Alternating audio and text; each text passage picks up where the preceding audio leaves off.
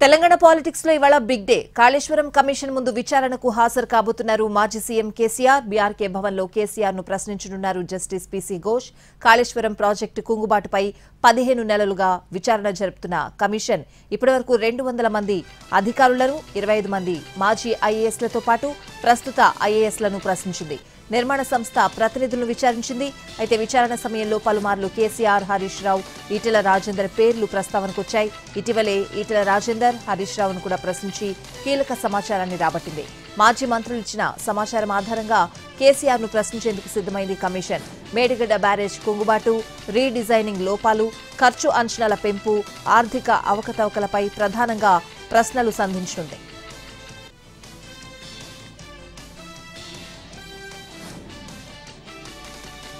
ఇవాళ ఉదయం 11:30కు కాళేశ్వరం కమిషన్ ఎదుట విచారణకు హాజరు కాబోతున్నారు మాజీ సీఎం కేసీఆర్. 8 గంటలకు ఎర్రవల్లి ఫామ్ హౌస్ నుంచి హైదరాబాద్ కు బయలుదేరతారు. ఫామ్ హౌస్ వద్దకు పార్టీ నేతలు, కార్యకర్తలు ఎవరూ రావద్దని బీఆర్ఎస్ ఆదేశించింది. బీఆర్కే భవన్ కు రావాలని కార్యకర్తలకు పిలుపునిచ్చారు ఉమ్మడి మెదక్ జిల్లా బీఆర్ఎస్ ఎమ్మెల్యేలు.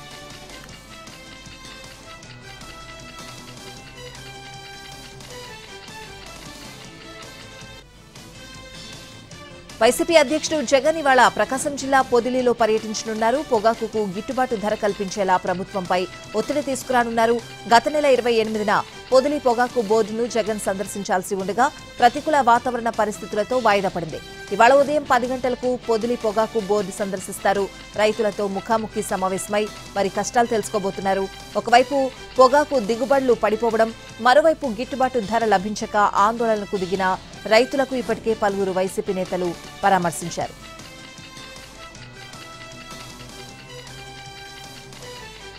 తెలంగాణ ప్రభుత్వంలో కొత్త మంత్రులకు శాఖల కేటాయింపుపై జోరుగా చర్చ జరుగుతోంది. కొత్త మంత్రులకు శాఖల కేటాయింపుతో పాటు పాత మంత్రుల శాఖల్లో మార్పు ఉంటుందా అనే ఉత్కంఠ రేకెత్తిస్తోంది. సీఎం రేవంత్ రెడ్డి 3 రోజులుగా ఢిల్లీలోనే ఉన్నారు. హైకమాండ్ సూచనలు, సలహాల మేరకు 3 కొత్త మంత్రులకు సీఎం రేవంత్ శాఖలు కేటాయించనున్నారు. అయితే రేవంత్ రెడ్డి తన వద్ద ఉన్న శాఖలను కొత్త మంత్రులకు ఇస్తారా, లేదంటే ఇతర మంత్రుల శాఖలను తీసిస్తారా అనే దానిపై జోరుగా చర్చలు జరుగుతున్నాయి.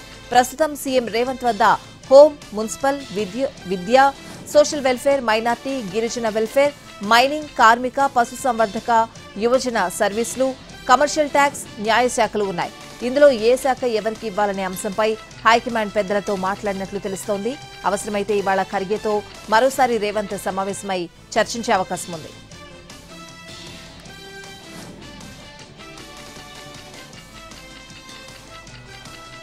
ఢిల్లీ వెళ్లిన మంత్రి ఉత్తమ్ కుమార్ రెడ్డి ఇవాళ రాహుల్ గాంధీతో సమావేశమయ్యే అవకాశం ఉంది. ఏఐసీసీ అధ్యక్షుడు ఖర్గేతోనూ సమావేశమై చర్చించే ఛాన్స్ ఉంది. మరోవైపు ఇవాళ మధ్యాహ్నం 12 గంటలకు రక్షణ శాఖ ఉన్నతాధికారులతో సమావేశం కానున్నారు మంత్రి ఉత్తమ్. ఎస్ఎల్బీసీ టన్నెల్ ఆపరేషన్ కోసం రక్షణ శాఖ నుంచి హెలికాప్టర్ సహాయం కోరనున్నారు.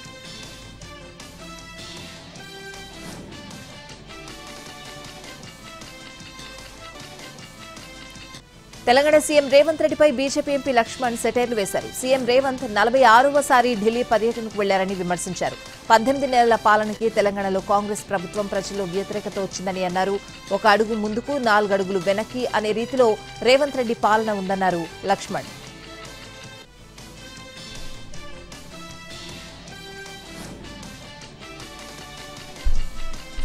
ఏపీలో మహిళలు, చిన్నారులపై జరుగుతున్న అఘాయిత్యాలు, వేధింపులు ఎక్కువయ్యాయని రాష్ట్ర వ్యాప్తంగా వైసీపీ నిరసనలు తెలిపింది. కూటమి అధికారంలోకి వచ్చినప్పటికీ మహిళలకు రక్షణ లేకుండా పోయిందని వైసీపీ మహిళా నేతలు ఆరోపించారు. జిల్లా కేంద్రాల్లో అంబేద్కర్ విగ్రహాలకు వినతి పత్రాలిచ్చి నిరసన తెలిపారు. ఎన్నికల సమయంలో ఇచ్చిన హామీలను అమలు చేయడంలో కూటమి ప్రభుత్వం విఫలమైందంటూ సీఎం చంద్రబాబుపై విమర్శలు చేశారు. బాబు పాలనలో భద్రత కరువైందని నినదించారు.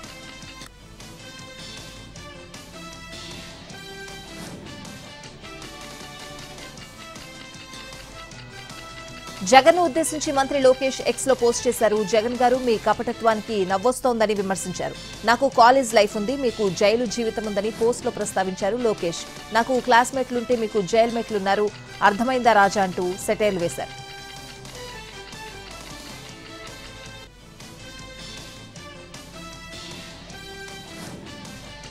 ఏపీలో కూటమి అధికారంలోకి వచ్చి రేపటికి ఏడాది పూర్తి కానుంది. సీఎంగా చంద్రబాబు ప్రమాణ స్వీకారం చేసి ఏడాది కానుండడంతో సుపరిపాలన స్వర్ణాంధ్రప్రదేశ్ పేరుతో రాష్ట్ర స్థాయిలో కార్యక్రమాన్ని నిర్వహించనుంది ప్రభుత్వం. ఏడాది పాలనను రేపు సాయంత్రం రాష్ట్ర స్థాయి వేడుకలా నిర్వహించేందుకు కీలక ఉత్తర్వులిచ్చింది.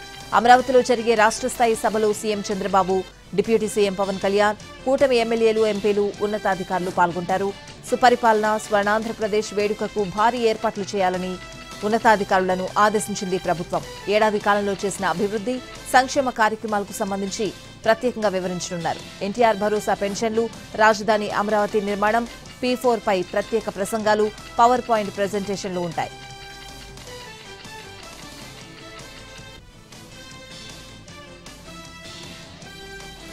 పోలవరం ప్రాజెక్టు నిర్మాణ పనులను జలవనరుల శాఖ మంత్రి నిమ్మల రామానాయుడు పరిశీలించారు. కీలకమైన డయాఫ్రామ్ వాల్ మందం తగ్గించి కడుతున్నారని వైసీపీ నేతలు చేసిన విమర్శలను తిప్పికొట్టారు. కనీస అవగాహన లేకుండా నోటికొచ్చినట్లు అబద్దాలు మాట్లాడుతున్నారని మండిపడ్డారు. డయాఫ్రామ్ వాల్ ప్యానెల్ మందం 1.5 మీటర్లుందన్నారు. స్కెడ్యూల్ ప్రకారం 2027 చివరికల్లా ప్రాజెక్టును పూర్తి చేస్తామన్నారు మంత్రి నిమ్మల. ఇప్పటికే హెడ్ వర్క్స్ 80% పైగా పూర్తయ్యాయని వివరించారు.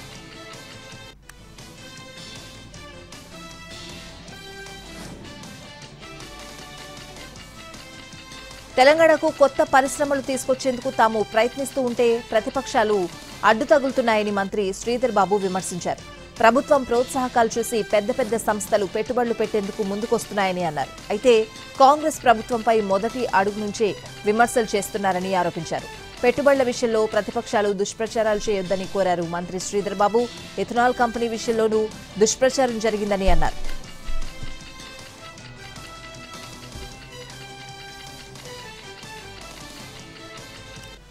మంత్రి హోదాలో ఢిల్లీ పర్యటన ముగించుకుని హైదరాబాద్ చేరుకున్న వివేక్ కి శంషాబాద్ ఎయిర్పోర్టులో ఘన స్వాగతం లభించింది. కాంగ్రెస్ నేతలు, కార్యకర్తలు వివేక్ కు స్వాగతం పలికారు.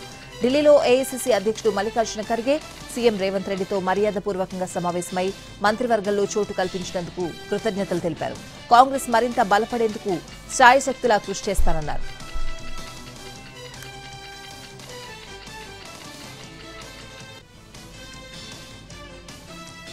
మంత్రిగా ప్రమాణ స్వీకారం చేసి తొలిసారి సొంత నియోజకవర్గానికి వెళ్లిన వాకిటి శ్రీహరికి మక్తల్లో ఘన స్వాగతం లభించింది. మంత్రి శ్రీహరికి కాంగ్రెస్ నేతలు, కార్యకర్తలు స్వాగతం పలికారు. మక్తల్లో మినీ ట్యాంక్ బండ్ నుంచి భారీ ర్యాలీ జరిగింది. పడమటి ఆంజనేయ స్వామిని దర్శించుకుని ప్రత్యేక పూజలు చేశారు వాకిటి శ్రీహరి.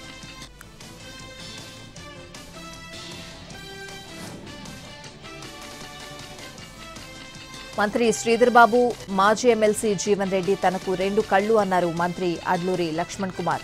ఆ ఇద్దరు నేతల సహాయ సహకారాలతోనే తాను రాజకీయాల్లో రాణించానన్నారు. మంత్రిగా ప్రమాణ స్వీకారం చేశాక తొలిసారి సొంత నియోజకవర్గం ధర్మపురికి చేరుకున్న అడ్లూరి లక్ష్మణ్ కుమార్ లక్ష్మీ నరసింహస్వామిని దర్శించుకున్నారు. ఆలయంలో పూజలు చేశారు.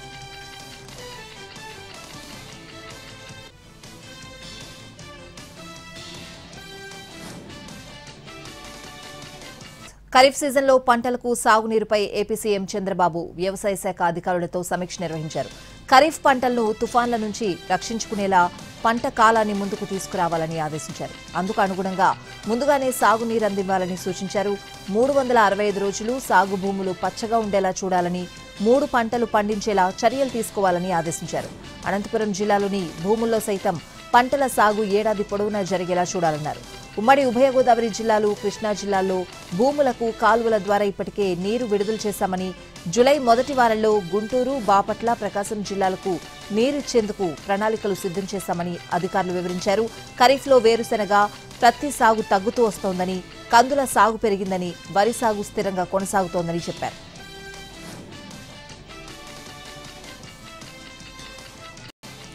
రైతుల అభ్యున్నతే ధ్యేయంగా ఏపీ ప్రభుత్వం ఎన్నో సంక్షేమ పథకాలు అమలు చేస్తోందన్నారు రాష్ట్ర రవాణా శాఖ మంత్రి రాంప్రసాద్ రెడ్డి. అన్నమయ్య జిల్లా నారాయణ రెడ్డి గారిపల్లెలోని రైతు సేవా కేంద్రంలో లబ్ధిదారులకు సబ్సిడీ వేరుశెనగ విత్తనకాయల పంపిణీ కార్యక్రమాన్ని ప్రారంభించారు. వేరుశెనగ విత్తనకాయల 30 కేజీల బస్తా 2,850 రూపాయలుంటే ప్రభుత్వం సబ్సిడీలో 1,140 రూపాయలకే అందిస్తోందన్నారు.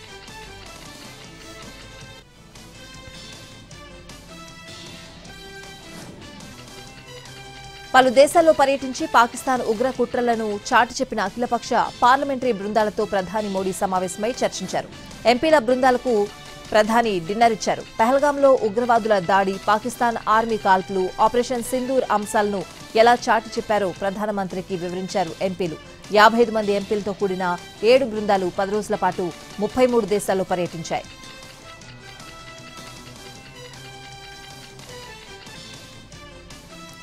కర్ణాటకలో కలకలం రేపిన ముడా కుంభకోణం కేసులో కీలక పరిణామం చోటు చేసుకుంది. 100 కోట్ల రూపాయల విలువైన 92 స్థిరాస్తులను ఈడీ జప్తు చేసింది. ప్రముఖ వ్యక్తులకు చెందిన బినామీల చేతిలో ఉన్న ఆస్తులను సీజ్ చేసినట్లు స్పష్టం చేసింది. మనీ లాండరింగ్ నిరోధక చట్టం కింద చర్యలు తీసుకుంది. మైసూరు లోకాయుక్త పోలీసులు నమోదు చేసిన ఎఫ్ఐఆర్ ఆధారంగా ఈడీ కేసు నమోదు చేసి విచారణ చేస్తోంది. సీఎం సిద్దరామయ్యపై కూడా గతంలో ముడా కేసు నమోదైంది. స్థలాల కేటాయింపుల్లో సిద్దరామయ్య కుటుంబ సభ్యులు లబ్ధి పొందారని, అధికార దుర్వినియోగానికి పాల్పడ్డారని ఆరోపణలొచ్చాయి. కానీ విచారణలో సీఎం సిద్దరామయ్య, ఆయన బంధువుల పాత్ర లేదంటూ కర్ణాటక లోకాయుక్త పోలీసులు క్లీన్ చిట్ ఇచ్చారు.